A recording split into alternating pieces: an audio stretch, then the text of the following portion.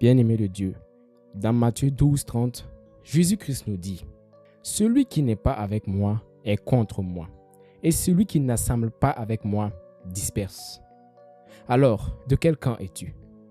Sache que tu ne peux pas rester neutre, parce que d'une manière ou d'une autre, ta vie rend témoignage devant les autres. Soit tu assembles, soit tu disperses. Sache que ta manière de vivre peut amener des gens à Jésus-Christ, comme elle peut amener les gens loin de Jésus-Christ. On se comprend?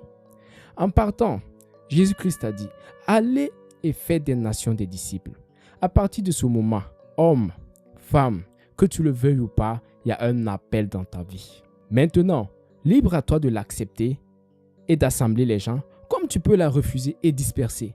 Parce que sache-le, Dieu a mis une catégorie de personnes autour de toi qui doivent passer par toi pour être sauvées. Mais toi, en refusant, tu veux que ces personnes la fassent comment?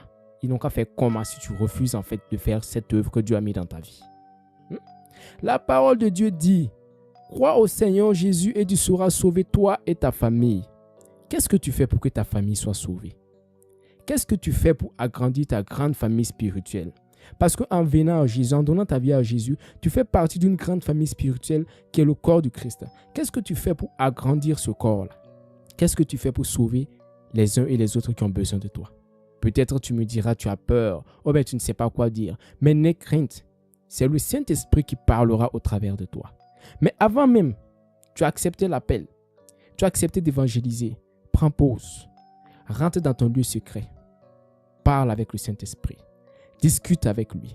Prends des temps d'enseignement, des temps de manifestation et de compréhension de sa parole. Il faut que tu partes le chercher et comprendre. Et maintenant, revenir pour parler aux âmes perdues. Il te faut cette relation avec le Saint-Esprit-là. Comprendre réellement avant de te lever pour aller faire l'œuvre. Tu as accepté l'œuvre, c'est bien. Mais prends un temps. Va voir ton pasteur et dis-lui, enseigne-moi, comment est-ce que tu as pu être plus proche du Saint-Esprit? Montre-moi les rouages, comment je dois faire. Il est là, il peut mieux t'expliquer ce que tu dois faire pour être plus proche du Saint-Esprit afin de lui ramener les âmes perdues.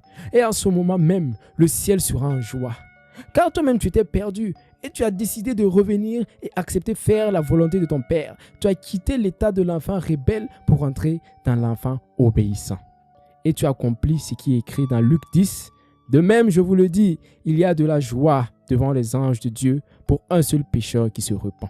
Tu es revenu de ta désobéissance et tu es rentré dans l'obéissance. Avant même que tu ne partes prêcher, avant même que tu ne partes évangéliser, tu as déjà donné la joie au Seigneur en